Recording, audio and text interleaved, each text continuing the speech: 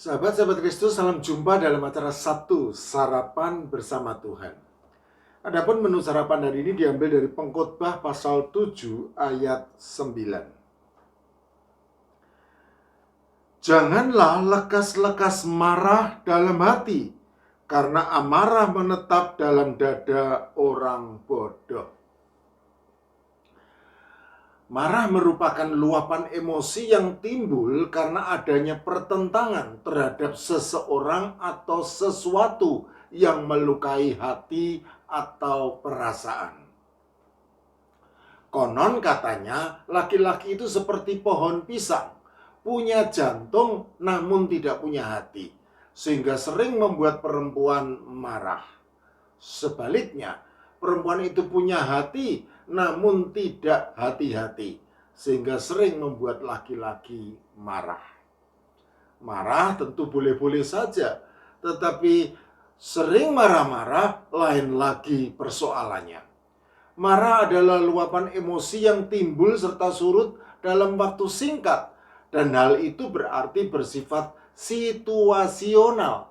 Sebaliknya, sering marah-marah menegaskan bahwa luapan emosi tersebut menetap dan menjadi suatu karakter yang lazim disebut pemarah, dan hal itu berarti bersifat substansial. Pengkhotbah jelas membedakan antara marah dengan sering marah-marah. Itulah sebabnya dengan bijak ia memberi nasihat. Janganlah lekas-lekas marah dalam hati, karena amarah menetap dalam dada orang bodoh. Pengkhotbah pasal 7 ayat 9. Sahabat-sahabat Kristus, mari fokuskan perhatian pada frasa janganlah lekas-lekas marah dalam hati. Kata janganlah jelas menunjukkan adanya larangan. Kata lekas-lekas menunjukkan adanya suatu ketergesaan, terburu-buru, terlalu cepat, atau sangat cepat, sebagaimana dinyatakan oleh penulis Amsal. Orang yang sangat cepat marah akan kena denda, karena jika engkau tidak menolongnya, engkau hanya menambah marahnya. Amsal pasal 19 ayat 19.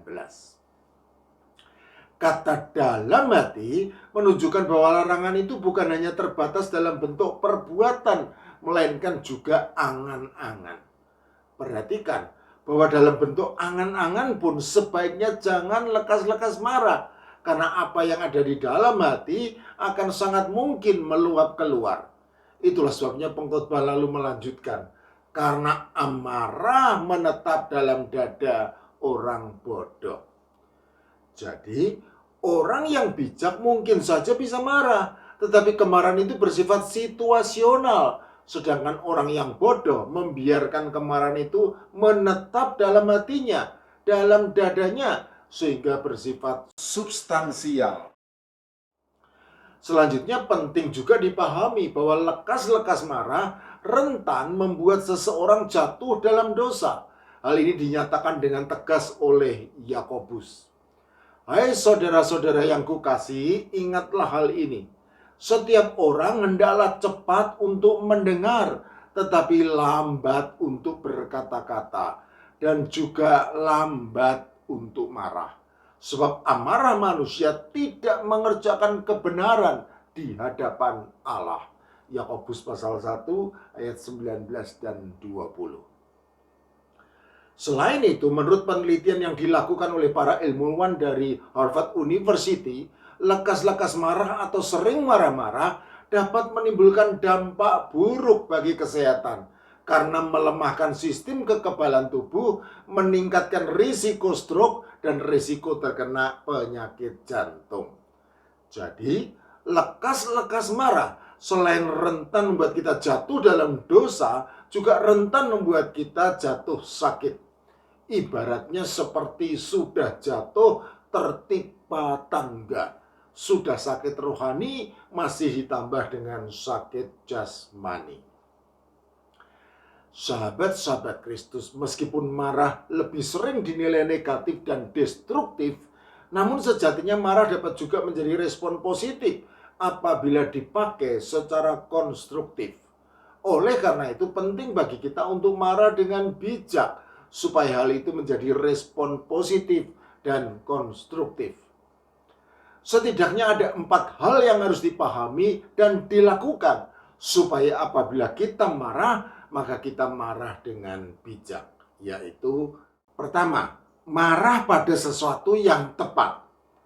Marah memang bukan dosa, tetapi kita tidak perlu marah pada segala sesuatu. Seolah-olah segala sesuatu salah di mata kita dan menyakiti hati kita. Cukuplah apabila kita membatasi diri untuk marah hanya pada sesuatu yang tepat saja, yaitu marah pada sesuatu yang menyangkut hal penting dan berguna. Tentu saja yang namanya penting dan berguna bisa jadi berbeda satu dengan yang lainnya karena memang relatif.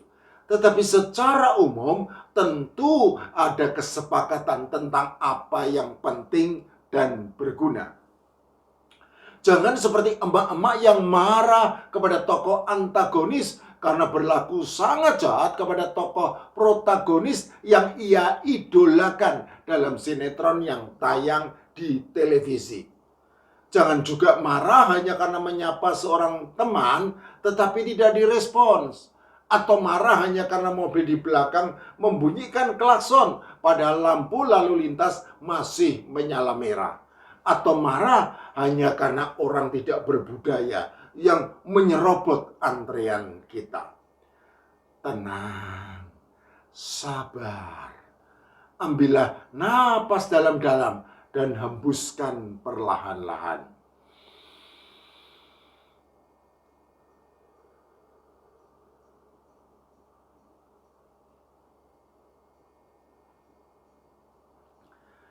Tenang, sabar. Kita tidak perlu marah kepada segala sesuatu. Cukuplah apabila kita membatasi diri untuk marah hanya pada sesuatu yang tepat saja, yaitu marah pada sesuatu yang menyangkut hal penting dan berguna. Mungkin memang ada sesuatu yang perlu kita koreksi, tetapi lakukanlah dengan ramah dan tidak perlu dengan marah. 2. Marah pada orang yang tepat. Engkau yang salah, kenapa aku yang kena marah? Mungkin kita pernah mendengar keluhan ketidakmengertian ini. Harus diakui sering orang marah pada orang yang tidak tepat. Bos jengkel kepada istrinya di rumah, tetapi para karyawannya di kantor yang kena marah. Sudah jelas hanya satu karyawan yang salah, tetapi semua karyawan ikut kena marah. Marah memang bukan dosa, tetapi penting untuk marah pada orang yang tepat, yaitu pada orang yang melakukan kesalahan. 3. Marah pada waktu dan tempat yang tepat. Selain marah pada orang yang tepat, penting juga untuk marah pada waktu dan tempat yang tepat. Terkadang saat seseorang marah, ia sama sekali tidak memikirkan waktu dan tempat yang tepat.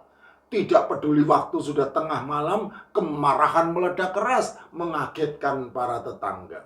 Tidak peduli di hadapan umum dan banyak orang yang menyaksikan, kemarahan dilontarkan sebagai tontonan. Bahkan terkadang disiarkan di media sosial. Marah memang bukan dosa, tetapi memilih waktu yang tepat untuk menyampaikan kemarahan adalah tindakan yang bijak.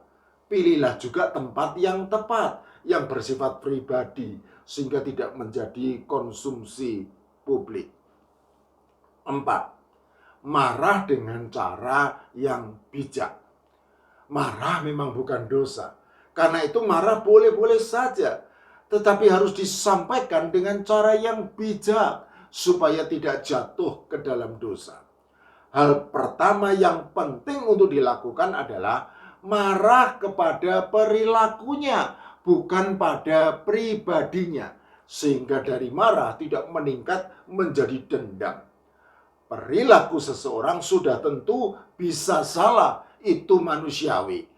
Dan karena perilakunya yang salah, maka perilakunya lah yang harus dikoreksi. tunjukkanlah apa kesalahannya, lalu doronglah untuk tidak mengulanginya lagi. Hal kedua yang juga penting untuk dilakukan adalah memilih kata-kata yang tepat supaya orang yang dimarahi menyadari kesalahannya dan bisa berubah menjadi lebih baik.